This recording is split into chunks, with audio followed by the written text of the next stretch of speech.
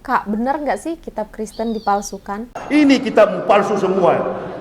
Ada ayat yang kosong, tidak ada kalimatnya, hanya angkanya. Saya tulis, nabinya tak sempat menulis, lagi mudik ke Jombang. Ini kitab Kristen palsu begini, komandan percaya nggak?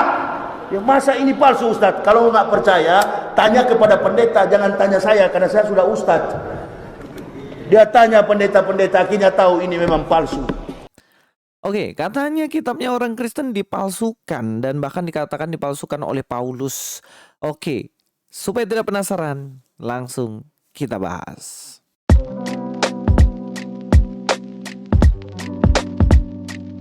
Assalamualaikum, selamat datang kembali di channel ini. Balik lagi dengan saya Luis Prasetyo di sini. Terima kasih teman-teman untuk tetap setia mengikuti channel ini, dan kali ini kita akan lanjutkan pembahasan kita ya. Kalau yang sebelumnya kita sudah bahas tiga poin pembahasan soal doktrin Alkitab ya, yang mana wahyu, inspirasi, dan inerransi. Hari ini kita akan bahas tentang kanonisasi, guys. Apa itu kanonisasi dan apa sebenarnya yang penting dari kanonisasi? Sekaligus di situ kita akan menjawab tuduhan-tuduhan yang mengatakan katanya kitabnya orang Kristen, Bible itu adalah kitab yang dipalsukan. Katanya dipalsukan Paulus. Ya, apakah benar demikian? Ya, kita langsung bahas saja. Seperti yang saya sudah sampaikan, di mana hari ini kita akan bahas kanonisasi. Sebelumnya kita sudah bahas wahyu, inspirasi, inerransi Alkitab. 3 poin ini saya sudah bahas dan silakan dicek langsung aja di pembahasan sebelumnya, di video saya yang sebelumnya ini sudah ada saya bahas. Dan kali ini kita akan bahas soal kanonisasi. Apa itu kanonisasi dan apa pentingnya di dalam apologet dan apa pentingnya dalam iman Kristen? Kalau kanonisasi itu apaan sih, Kak? Ya, kita langsung bahas aja pengertian dari kanonisasi. Kanon berasal dari bahasa Yunani yang berarti tongkat, pengukur, atau standar. Jadi kalau kita mau mengukur sesuatu, tentunya ada tongkat pengukur ya, atau standar. Itulah yang disebut dengan kanonisasi. Jadi kanon ini kepentingannya untuk menunjukkan seberapa benar kitab itu dan seberapa valid dan bisanya masuk ke dalam kanon-kanon tersebut. Ya, daftar-daftar kitab dari Alkitab yang telah diuji. Jadi ada daftar-daftar yang sudah diuji dan diterima sebagai kitab-kitab yang diinspirasikan oleh Allah. Lalu apakah ada kitab yang tidak diinspirasikan oleh Allah? Ya jelas ada. Jelas ada. Di dalam Perjanjian Lama ada kitab-kitab yang sebenarnya kitab itu bukan ditulis di dalam kevalitan gitu, tapi itu hanya mungkin bersifat kitab-kitab dongeng atau kitab-kitab yang sebenarnya pembahasannya tidak seperti seharusnya gitu. Dan itu tidak masuk dalam kanonisasi ini. Sehingga dengan adanya kanon ini sebenarnya tidak ada yang bisa mengatakan bahwa kitabnya orang Kristen, Perjanjian Lama, Perjanjian Baru itu dipalsukan, dianggap ada orang yang bisa memalsukan. Bahkan ada beberapa orang yang menuduh katanya kitabnya orang Kristen tuh bisa seenaknya dipalsukan. Nah, seperti itu. Yang jelas ini jelas keliru statement ini karena ada kanon ini. Mari kita akan bahas lebih dalam lagi. Nah, teman-teman, kumpulan Alkitab yang telah membentuk kanon Alkitab dipakai sebagai standar untuk menilai menguji kitab yang lain. Yang tadi kan sudah diuji, kemudian kitab ini benar nggak diinspirasikan oleh Allah, dan kemudian dari kitab itu kemudian dipakai untuk menentukan standar menilai menguji kitab-kitab yang lain dan menentukan apakah kitab itu diinspirasikan oleh Allah atau tidak.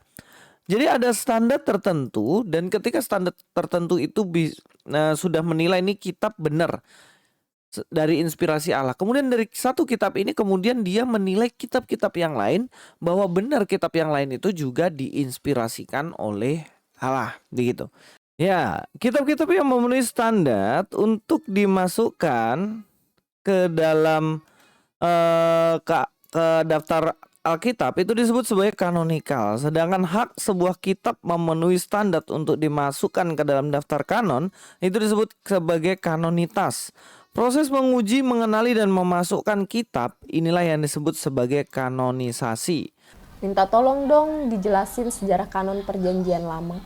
Sekarang saya akan membahas mengenai sejarah dari kanonisasi ini ya, supaya kita tahu bahwa ternyata tidak mungkin dipalsukan nih kitabnya orang Kristen ini. Oke, kita langsung aja bahas. Nah, sejarah kanon ini saya mulai dari sejarah kanon Perjanjian Lama. Terdapat kumpulan kitab yang sudah dikanon, itu bahkan disebutkan dalam 2 Raja-Raja 22 ayat yang ke-8. Berkatalah imam besar Hilkia kepada Safan Panitera itu, telah kutemukan kitab Taurat itu di rumah Tuhan, ya kan? Telah kutemukan kitab Taurat itu di rumah Tuhan. Lalu Hilkia memberikan kitab itu kepada Safan dan Safan terus membacanya. Bahkan di dalam 2 Raja-Raja ini sudah dikatakan ada kitab yang sudah dikanon, yaitu kitab Taurat. Dari kitab Taurat ini nanti kemudian muncul juga tulisan-tulisan dari kitab-kitab sejarah dan kitab-kitab para nabi kemudian akan dikanon di kemudian hari.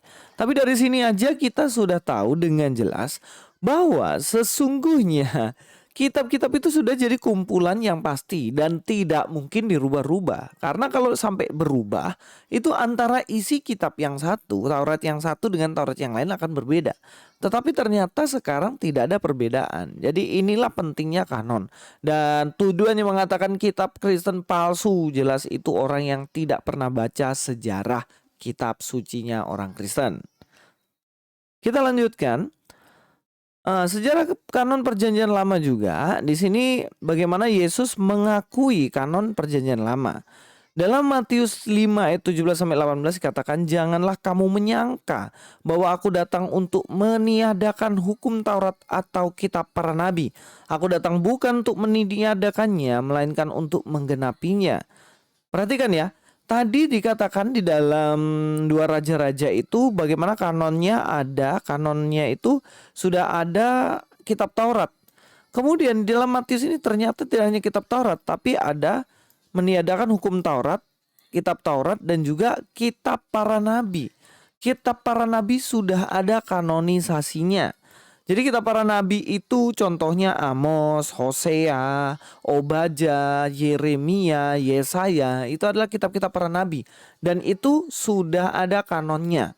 Yang jelas kalau kita melihat di sini berarti sudah tidak mungkin lagi kitab ini diselewengkan dan dirubah-rubah. Karena sudah ada standar tertentu yang mengkritisinya. Kalau misalnya ada penyimpangan. Selanjutnya ternyata Matius 21:42 juga dikatakan, kata Yesus pada mereka, belum pernahkah kamu baca dalam kitab suci? Batu yang dibuang oleh tukang-tukang bangunan telah menjadi batu penjuru. Hal itu terjadi dari pihak Tuhan, suatu perbuatan ajaib di mata. Perhatikan, sudah ada kanon kitab suci pada zaman Yesus. Paulus bahkan di sini belum aktif ya. Jadi nggak mungkin, sekali lagi saya katakan tidak mungkin Paulus yang merubah ini semuanya. Dalam Matius 22 ayat 29 sama seperti tadi. Yesus menjawab, kamu sesat sebab kamu tidak mengerti kitab suci. Masih sama. Dan kalau kita lihat di sini lagi lebih dalam lagi bagaimana dikatakan tentang dia dalam seluruh kitab suci, mulai dari kitab Musa dan segala kitab-kitab nabi. Perhatikan ya. Berarti memang sudah ada kumpulan-kumpulan kitab-kitab nabi, kitab Musa ya tentunya di sini sudah ada juga kitab-kitab puisi, kitab-kitab syair, kitab-kitab hikmat dan juga kitab sejarah. Tentunya semuanya sudah lengkap pada zaman Yesus Kristus ini. Kenapa bisa seperti itu? Karena kitab-kitab ini memang sudah dikanon. Kita lihat lagi ya. Kitab-kitab Perjanjian Lama itu ternyata sudah dikutip oleh Perjanjian Baru. Perjanjian Baru mengutip semua kitab dalam Perjanjian Lama, kecuali kitab Ester, Pengkhotbah dan juga dalam kitab Kidung Agung. Tapi bukan berarti 3 ini tidak termasuk dalam kanon. Mereka termasuk, tetapi memang tidak dikutip dalam Perjanjian Baru. Ini apa? Ini membuktikan bahwa orang-orang dalam Perjanjian Baru, baik Yesus dan murid-muridnya pun, mereka mengakui kutipan-kutipan, mengakui ayat-ayat yang ada di dalam Perjanjian Lama. Ini yang namanya menyempurnakan. Menyempurnakan apa nih? Iya, namanya kitab menyempurnakan ajaran yang sebelumnya. Kenapa bisa seperti itu?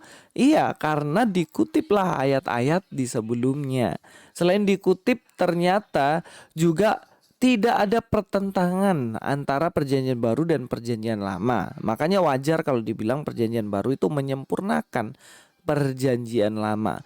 Yang jadi masalah dan persoalan sebenarnya bukan itu. Persoalan adalah ada kitab yang mengaku dia menyempurnakan tetapi isinya bertentangan dengan perjanjian lama dan perjanjian baru. Nah, ini kan sebenarnya nggak bisa ya disampaikan sebagai penyempurna. Itu namanya berubah.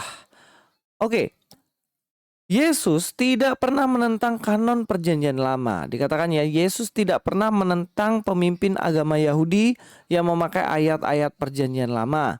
Artinya Yesus tidak menentang kitab Yahudi yang telah terkanonisasi. Jadi kitab Tanakh yang saat ini dalam Kristen itu dikenal sebagai kitab perjanjian lama itu tidak pernah sama sekali ditentang oleh Yesus, para murid Yesus. Itu artinya Yesus menerima fakta bahwa memang yang terkanonisasi itu benar. Kitab-kitab yang sudah dikanon itu benar. Kalau misalnya Yesus ke dunia, dia lihat kitab itu dan dikatakan kitab itu nggak benar, pasti ditentang, ya kan?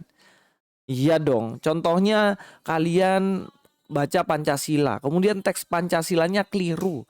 Pasti kalian bilang, keliru itu nomor 3 dan nomor 4 itu salah. Contohnya gitu ya. Karena apa? Karena kita tahu bahwa yang benar tuh demikian gitu.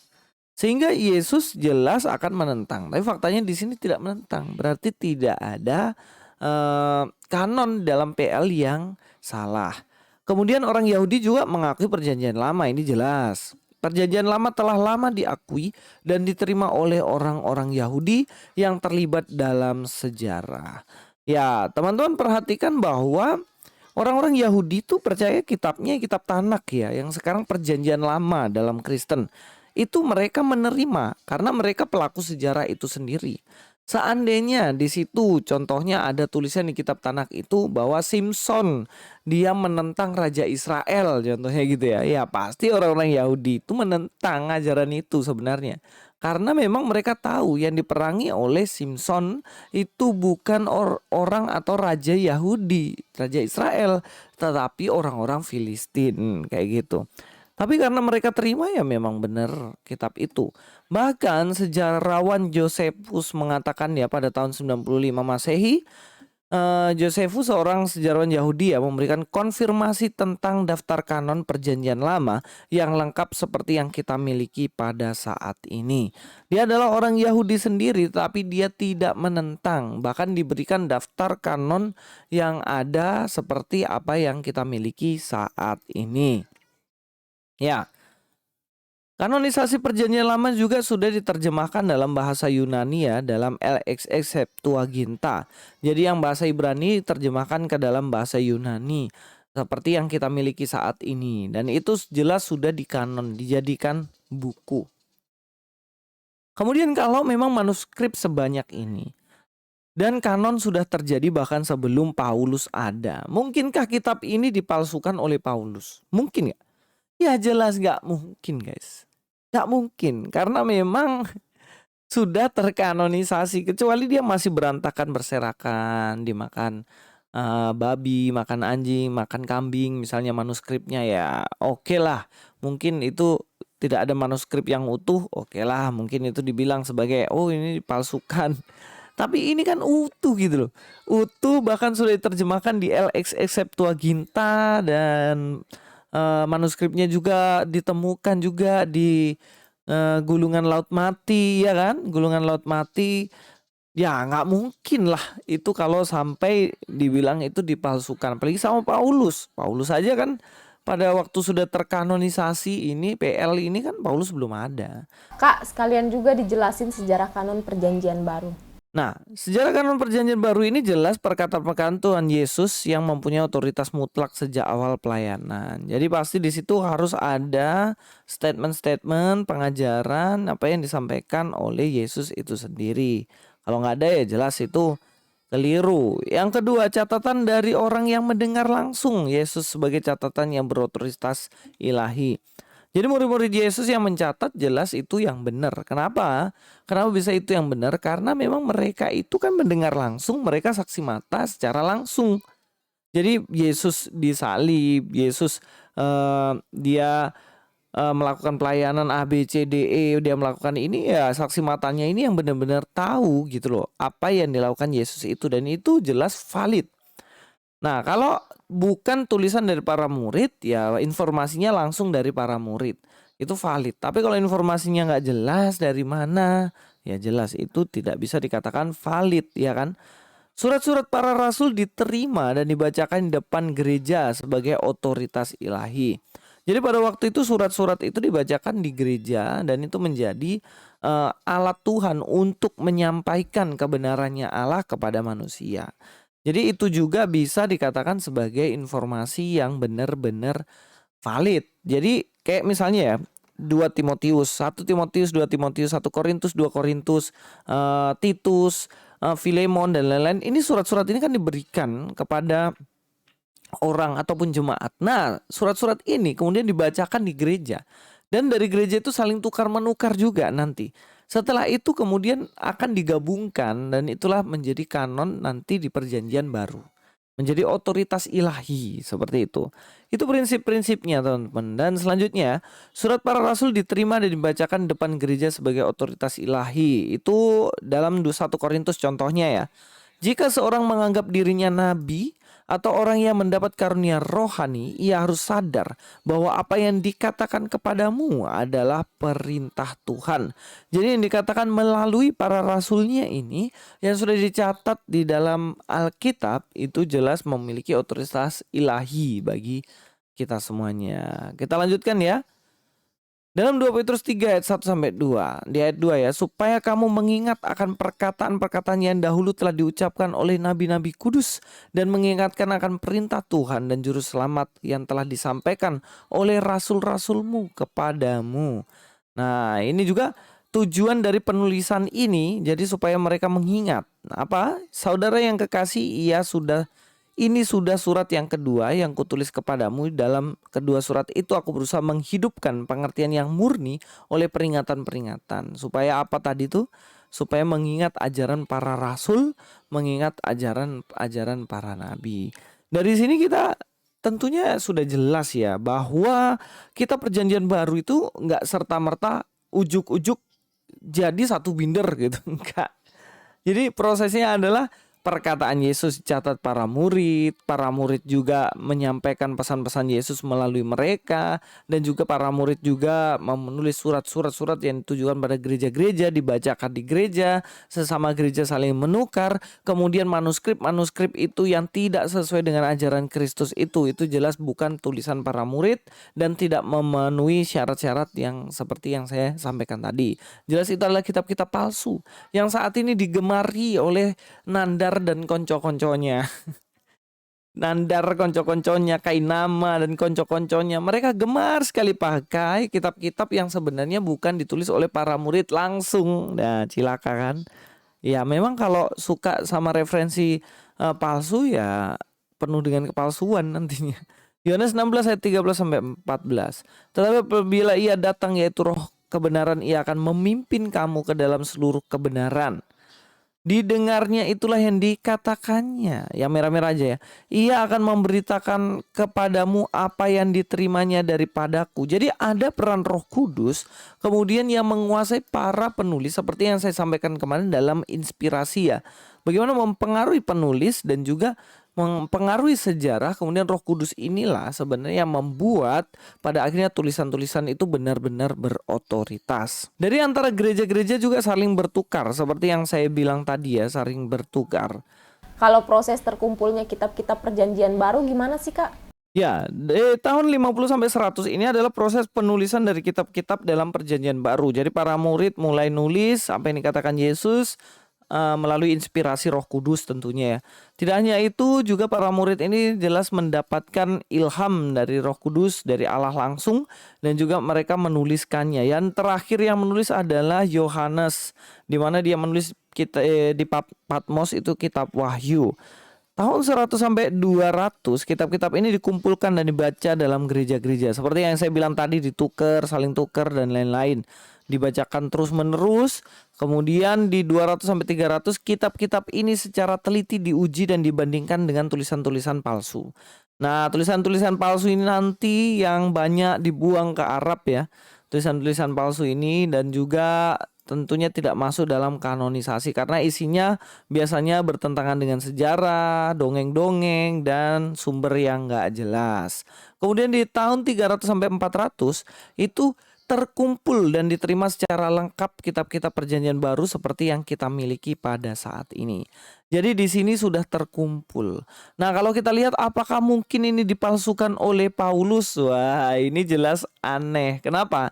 Karena di tahun 50 sampai 100 dalam penulisannya itu Paulus hidup, itu para murid juga masih hidup. Seandainya itu dipalsukan oleh Paulus, maka murid-murid yang lain pasti tahu dan menegur Paulus. Itu yang pertama. Yang kedua, jikapun ada misalnya dibacakan di gereja-gereja ada yang palsu dan bertentangan, tentunya para jemaat juga tahu dan pasti akan mengkritisi.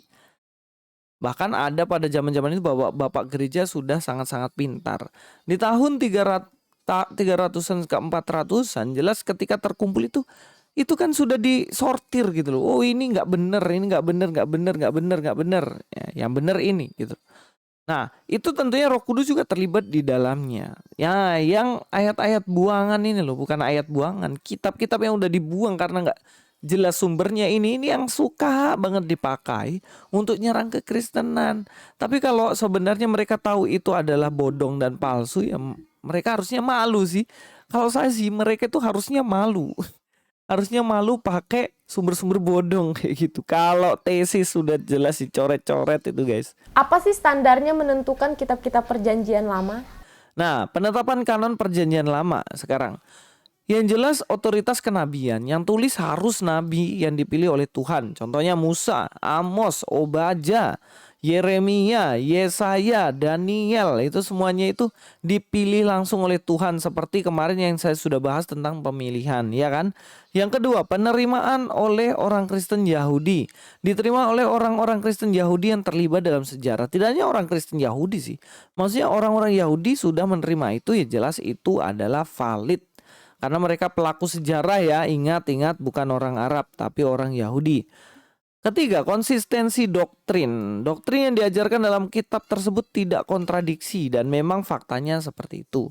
Di dalam Perjanjian Lama tuh nggak kontradiksi semuanya. Semuanya sejalan searah dengan tujuan yang Tuhan mau dan bahkan tidak bertentangan dengan Perjanjian Baru. Kalau untuk Perjanjian Baru gimana, Kak? Selanjutnya, penetapan kanon Perjanjian Baru. Penetapan kanon Perjanjian Baru ini otoritas kerasulan itu jelas penting. Kitab-kitab ini harus ditulis oleh orang yang memiliki otoritas rasul.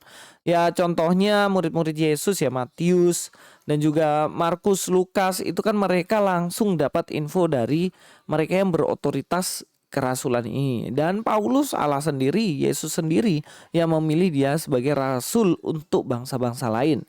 Yang kedua, penerimaan gereja mula-mula. Kitab ini diterima oleh gereja mula-mula, ya kan, seperti yang ada di dalam Yohanes 7 ayat 17. Nanti teman-teman cek sendirilah. Roma 8:14, 16 ayat 16 ayat 16, 1 Korintus 2 ayat 12 sampai 15 itu diterima oleh gereja mula-mula. Seperti yang saya bilang tadi, dibacakan. Konsistensi doktrin. Doktrinnya jelas harus konsisten, tidak boleh berubah-berubah. Doktrin yang diajarkan kitab tersebut tidak kontradiksi. Dari awal memang sudah dikatakan bahwa Allah itu Trinitas, ya kan, Allah Bapa, Putra, Roh Kudus. Dan ini konsisten terus.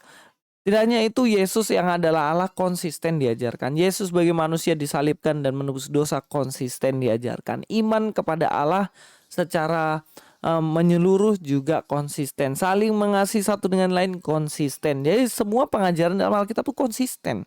Seperti yang saya bilang kemarin kan, kita sudah bahas soal tuduhan kontradiksi, tapi ternyata faktanya nggak gitu. Seperti sekarang kitab ini tentunya konsisten juga. Nah, inilah kanonisasi. Sehingga jika ada tuduhan-tuduhan yang bilang kitabnya Kristen dipalsukan dan bahkan sampai sekarang ini suka diubah-ubah, ini semua omong kosong. Nggak ada, kitab kita itu nggak ada diubah-ubah, nggak pernah ada. Kalau diubah udah ketahuan karena ada yang asli kan gitu kan. Jadi contohnya gini lah, Undang-Undang Dasar 1945 banyak manuskripnya. Kalau ada satu keliru pasti kita akan tahu karena ada manuskrip yang mendekati zaman itu, bener gak? Iya kan?